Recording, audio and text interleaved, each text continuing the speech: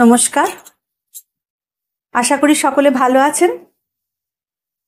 আমার কবিতার চ্যানেল সোনালী কবিতায় ও গানে এখানে সকলকে স্বাগত জানাই। আজকে একটি কবিতা বলছি, সেটি লিখেছেন নবনীতা দেবসেন।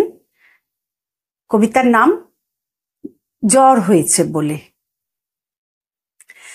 ওরে আমার মা, জ্বর হয়েছে, আমার পাশে একটু বসো না। কি অত কাজ, কাপড় চোপড় নাই বা হলো কাঁচা। একদিন না কাচলে কাপড় যায় না বুঝি সাজা। আজকে আমার মন ভালো নেই, ঘঙর ঘঙর কাশি। এমনি দিনে মায়ের কাছেই থাকতে ভালোবাসি। এই যে আমি সকাল থেকেই বিছানাটিতে একা, এর মাঝে মা কতটুকুন পাচ্ছি তোমার দেখা। ওরে আমার মা, জ্বর হয়েছে আমার বলে আপিস গেলে না, কিন্তু যদি ঘর কন্যায় সময়টা যায় ভরে, তোমার তবে লাভ কি হলো আপিস কামাই করে।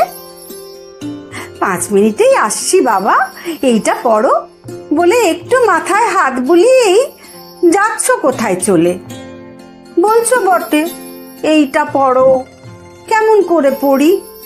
পড়তে গেলে এই আখরগুলো দিচ্ছে গড়াগড়ি। জ্বর হলে কি দিনগুলো মা লম্বা হয়ে যায়?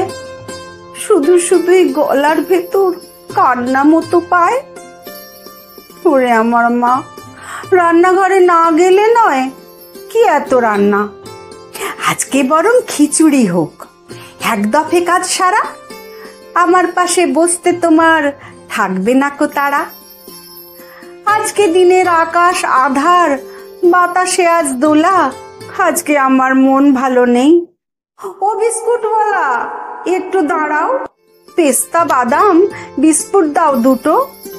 আর কি আছে, ঝালমুড়ি নেই? ডালমুট 1 মুঠো দেবে কি ভাই? এই হাতে দাও, জানলা দিয়ে গোলে। আজকে আমার স্কুল নেই, জ্বর হয়েছে বলে। সবচেয়ে যেটা মস্ত খবর আছে আমার জ্বরে, আপিস যাওয়া বাদ দিয়ে আজ মা রয়েছেন ঘরে।